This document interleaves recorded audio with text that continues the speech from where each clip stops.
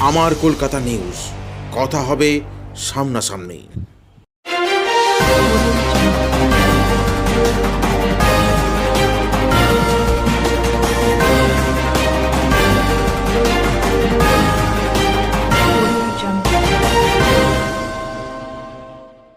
লোকসভা নির্বাচন যত এগিয়ে আসছে ততই রাজনৈতিক নেতা-নেত্রীদের একে অপরকে আক্রমণের বহর বাড়ছে।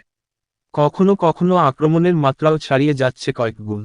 এবার সিপিএম নেতা সুজন চক্রবর্তীকে নজিরবিহীন আক্রমণ তৃণমূল সাংসদ অপরূপা পোদ্দারের। সিপিএম নেতা সুজন চক্রবর্তীকে উদ্দেশ্য করে নিজের সোশ্যাল মিডিয়া অ্যাকাউন্টে একটি পোস্ট করেন। তা নিয়ে যত বিতর্ক। সিপিএম নেতা সুজন চক্রবর্তীর নাম নিয়ে বেশ কিছু তথ্য তুলে ধরেন তিনি। একটি সারমেয়র ছবি পোস্ট করে কিছু তথ্য তুলে ধরা হয়। ছবির নিচে লেখা হয়, চোরের মায়ের বড় গলা।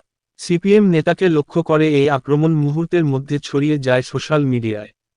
সেই পোস্টে অপরূপা দাবি করেন, সুজন চক্রবর্তীর বাড়িতে একটি পোষ্য ছিল। সেই সারমেয় বামফ্রন্ট সরকারের আমলে পুলিশ ডগ স্কোয়াডে চাকরি করত। নিয়ম অনুযায়ী সারমেয়াদের মালিককে এক্ষেত্রে বেতন দেওয়া হয়। অপরূপা এরপর দাবি করেন, সেই সারমেয় পেনশন পেতেন। সারমেয়ের বেতন এবং পেনশন নিতেন সুজন চক্রবর্তী বলে দাবি করেন তিনি।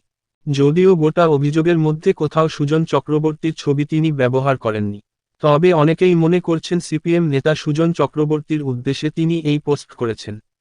যদিও তার তোলা পোস্টের পরিপ্রেক্ষিতে সিপিএম নেতা সুজন চক্রবর্তীর সঙ্গে তরফে এখনও কোনো প্রতিক্রিয়া পাওয়া যায়নি।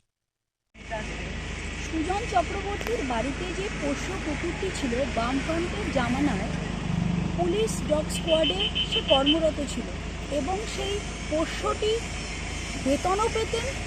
যখন পোষ্যটি মারা যায় তখন পেনশনও পেতেন। সুজনবাবু বেতনও ওঠাতেন, আবার পরবর্তী ক্ষেত্রে পেনশনও ওঠাতেন। চোরের মায়ের বড় গলা। আমার কলকাতা নিউজ, কথা হবে সামনাসামনি।